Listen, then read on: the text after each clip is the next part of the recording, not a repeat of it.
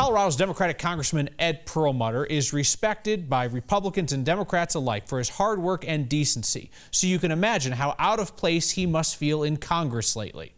Perlmutter announced today he won't run for re-election. He tells us he made the decision not to run right after Christmas.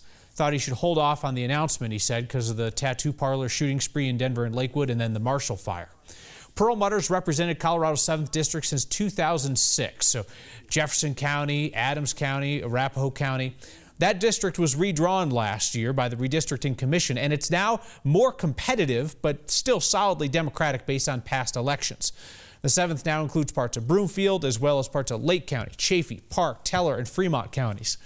Perlmutter has not had a real race on his hands in several cycles. He insisted to us today that competition is not why he's heading for the exit.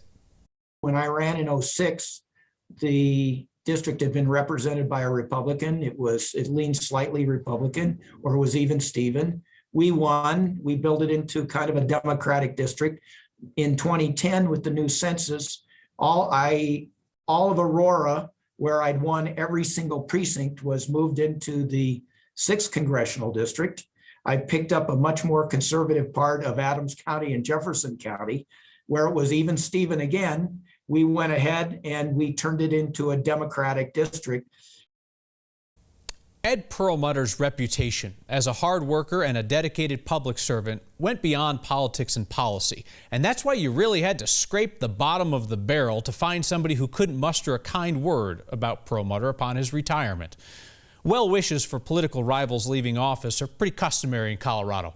Think back to Democratic Senator Ken Salazar saying of retiring Republican Senator Wayne Allard, he has served with honor and distinction and with an unyielding focus on what he thinks is best for our state. So plenty of political differences there, but just class and decency all around. And then when Democrat Jason Crow beat Republican Mike Kaufman, ended Kaufman's congressional career while Crow praised Kaufman as a hard worker who served his country honorably. Having class doesn't cost a thing, so you have to be pretty cheap not to have any.